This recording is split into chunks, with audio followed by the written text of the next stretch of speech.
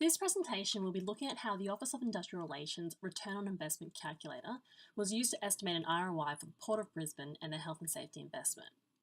This presentation will be most helpful to those who have either had a look at the ROI calculator and don't know how to complete it, or are curious about how we arrived at the ROI estimate for the Port of Brisbane. So the two main points to get out of this today is one, to understand how we arrived at the ROI results in the Port of Brisbane case study, which is found on our WorkSafe website. And secondly, for you to get an understanding of the information we gathered and what factors were considered so that you can really tailor an ROI suitable for your business. So this is the website where the ROI calculator lives. It's part of the 5 eTools suite, which was developed to assist businesses to better manage work health and safety risks. These are tools to help you manage risks including heat, noise, and hazardous manual tasks. Please note that there is a combination of business supplied and estimated figures used in this presentation. So the Port of Brisbane Proprietary Limited manages the Port of Brisbane under a 99-year lease. They had a high number of incidents claims, which made it a high priority for the business to manage these risks. Musculoskeletal incidences were addressed with the introduction of a healthy lifestyle program, which was run by Henry Ford. This included annual checkups and flu injections with personalised reports to employees, dedicated health and safety training for supervisors to better identify and mitigate risks and manage return to work, building an on-site gym for convenient access due to the remote location, classes run by Fitness First, as well as introducing lunchtime seminars on workplace health and safety topics like healthy eating and dealing with depression. So after agreeing to the disclaimer that none of the information output by this calculator is verified by the Office of Industrial Relations and that any data you enter will be kept private and confidential, you need to answer a few demographic questions. These questions help us get an understanding of the type of interventions that businesses are interested in implementing. So the Port of Brisbane believed that the suite of controls they implemented reduced the number of MSD injuries, so we click yes for the question, have you experienced any reductions in injuries attributable to the intervention? So complete your business details if you are interested in working with the Office of Industrial Relations on a potential case study. The typical injury here is an MSD related to handling objects. So when an incident occurs, we take into account the time spent of the injured worker and the person who provides the immediate first aid. And in this case, they spent an hour each, so we input 2 total hours at an industry average cost of $35.40 for their wage. Alternatively, you could enter the total number of hours spent, in this case 1 hour, and add up the total wages of those involved. So the math works out to be the same. The thing you can't do here is allocate different times for different people involved in the same task.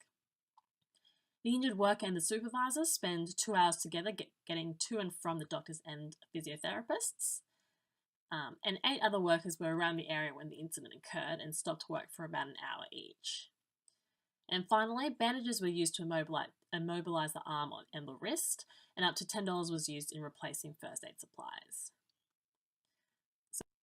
So on to step 2 of 8. The health and safety manager took 3 hours to initially investigate the injury and manage the situation, plus a further 2 hours to complete the investigation report, as denoted by the first 2 categories. So other paperwork for the business included reports to the board, incident alerts, and so forth, which consumed another 3 hours or so. And for injuries that escalate to a claim from work cover, the claims personnel took 2 hours to complete insurer paperwork. Furthermore, the health and safety manager spent 4 hours doing follow-up duties such as meetings, arranging suitable duties with the worker, and other meetings with the rest of the company. And so we get an investigation cost subtotal of $524 so far. So on to calculating damage costs. There was minor material damage that occurred at the same time as the injury, which took up to half an hour to have a look at. So that was the first category. 2 hours was spent finding spare equipment and getting it to the necessary location. It took another 30 minutes to dispose of the damaged material properly, and in total, they lost $100 in the damaged equipment. And approximately 1 hour to clean up any damaged equipment so cost of cleanup and salvage. So the Port of Brisbane estimated 140 hours of time required in hiring, relocating and rescheduling another worker to complete the work of the injured worker. So on average, they found that the average time off for a serious musculoskeletal disorder claim was 140 hours in the Port of Brisbane. So for the last step of calculating the indirect cost of an injury, there were 4 workers affected for up to an hour when the worker pulled their shoulder. So we put that information as work disruption. And the health and safety managers spent 3 hours managing the injury, calling the injured worker and coordinating the general return to work processes. The worker then takes 3 hours when they come back to work over a week to get back up to speed with their job tasks and the handover from the relocated or the rescheduled worker from before. So the major upfront cost for the Port of Brisbane was $120,000 on gym equipment and building the on-site gym. So normally you would enter the information on the time you spent consulting and researching options to manage the hazards and risks. However, there was no such estimation provided by the business regarding the time spent doing so. The major ongoing cost for the Port of Brisbane was the annual fees they paid for the Healthy Lifestyle program of $115,000 and $15,000 to Fitness First for the ongoing gym classes. So the Port of Brisbane did experience productivity gains, however, could not accurately determine this in work hours stayed at the time of this evaluation. However, they experienced a reduction of 26 injuries, which were not necessarily claims, per year due to their health and wellbeing program, and a workers' compensation savings of $50,000 per year, giving us a subtotal of $50,000 of benefits of the health and safety intervention. So finally, we come to the output or results page, showing us that the Port of Brisbane's health and wellbeing program gave them an ROI of $1.58 of benefits for every dollar that they spent on their intervention. And they also had a payback period of approximately 1 year and 4 months. At the end there, this calculator also gives a nice little summary of the cost of your workplace incident.